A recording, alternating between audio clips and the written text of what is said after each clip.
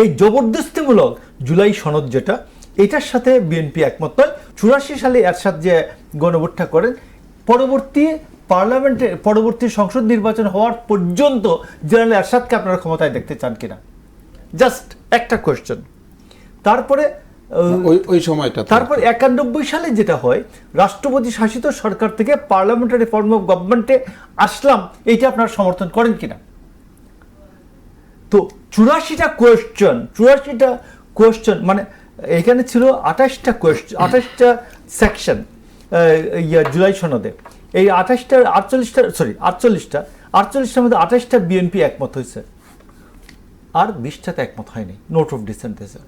তো ডক্টর ইউনূসের বক্তব্য ছিল, ধরুন আমরা 100টা প্রস্তাব নিয়ে, সংস্কার প্রস্তাব নিয়ে গেলাম, 10টায় সবাই একমত হলো, 10টা নিয়ে আমরা নির্বাচনে যাব, বাকিগুলো বাদ।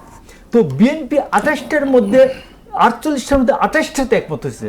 তারপরে আপনি কেন বললেন যে আপনারা একমত না হলে আমরা যা খুশি তাই লিখে দেব? আপনি 84টা লিখে দিলেন, জবরদস্তি করলেন। এই জবরদস্তিমূলক জুলাই সনদ যেটা, এটার সাথে বিএনপি একমত নয়।